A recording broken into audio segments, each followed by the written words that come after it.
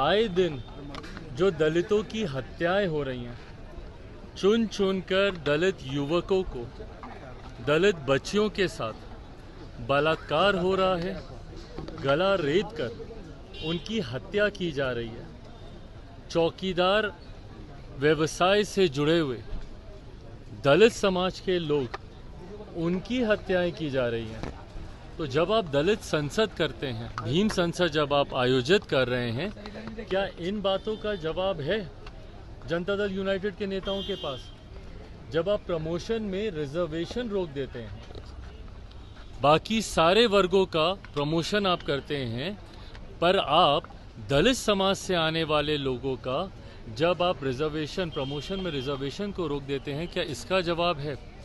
भीम संसद सिर्फ दिखाने के लिए, और हकीकत में पिछले 18-19 साल से जब से मुख्यमंत्री नीतीश कुमार जी की सरकार है, कौन नहीं जानता भैया, दलित विरोधी सोच मुख्यमंत्री नीतीश कुमार जी की रही। जिस तरीके की भाषा का इस्तेमाल मुख्यमंत्री जी ने, पूर्व मुख्यमंत्री जो कि पुनः दलित समाज से ही आते हैं, उनके बारे में बिहार की विधानसभा में उन्होंने करने का काम किया, ऐसे में आप संसद करेंगे, ऐसे में आप दिखावा करेंगे कि आप दलित हितैषी हैं, आप दिखावा करेंगे कि अनुसूचित जाति जनजाति वर्ग से आने वाले लोगों की सबसे ज़्यादा चिंता आपको है।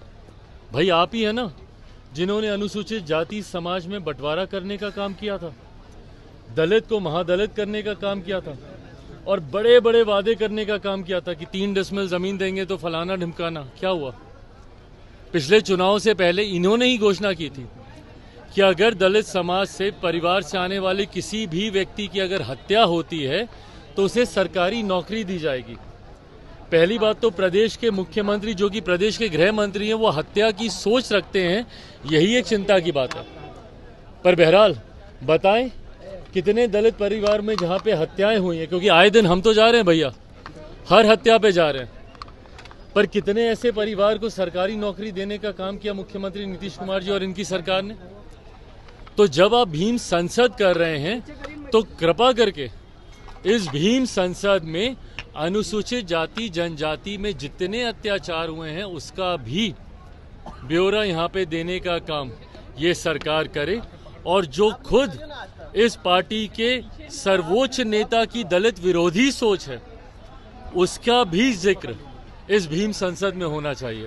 भाई मैं पूरी तरीके से सहमत हूँ, पर ये चुनाव के वक्त जब मेरे मुख्यमंत्री को विशेष राज्य के दर्जे की मांग याद आती है, आप लोग बताइए ना, 2017 से लेकर 2022 तक कितनी बार इन्होंने जिक्र किया विशेष राज्य के दर्जे का? सारे इंटरव्यूज आप लोग के पास ही होंगे उस दौरान। वो एक ऐसा दौर था जो मुझे लगता है लंबे समय के बाद बिहार की विडंबना रही है कि हमेशा विरोधाभास की सरकारें रही हैं, केंद्र में कोई और, राज्य में कोई और इसीलिए कभी भी विशेष राज्य के दर्जे की मांग को पूरा नहीं किया जा सका। जब बिहार में एनडीए की सरकार थी तो केंद्र में यूपीए की सरकार होती थी, जब केंद्र में यूपीए की सरकार थी तो जब केंद्र में एनडीए की सरकार तो बिहार में महागठबंधन की सरकार। पर 2017 से 2022 का एक ऐसा दौर था जिसे हमारे प्रधानमंत्री जी डबल इंजन की सरकार कहते हैं। जब वो डबल इंजन की सरकार थी तो कितनी बार मुख्यमंत्री जी ने इस आवाज को उठाया कि बिहार को विशेष राज्य का दर्जा मिलना चाहिए? क्यों नहीं गए उस वक्त मुख्यमंत्री जी हमारे प्रधानमंत्री के पास? क्यों नहीं इन्होंने केंद्र में उस वक्त इस मांग को रखा? क्यों नहीं उस वक्त कैबिनेट से पारित कराया? आज जब चुनाव सर पर हैं तो मेरे मुख्यमंत्री को विशेष राज्य के दर्जे की मांग की याद आती है और उसको लेकर ये आंदोलन करेंगे। 19 साल के मुख्यमंत्री आज आंदोलन करेंगे। भैया किसको झुंझुना पकड़ा रहे हैं आप? किसको मूर्ख समझ रहे हैं? बिहार की जनता को मूर्ख समझ रहे हैं? क्या आज 19 साल के बाद आपको याद आ रहा है कि बिहार को विशेष राज्य के दर्जे की मांग की जरूरत है? और इन 19 सालों में आपने क्या किया भैया? आपने क्या किया ताकि बिहार की अर्थव्यवस्था बेहतर हो? बिहार में रेवेन्यू जनरेशन के कितने सोर्सेज आपने खोले?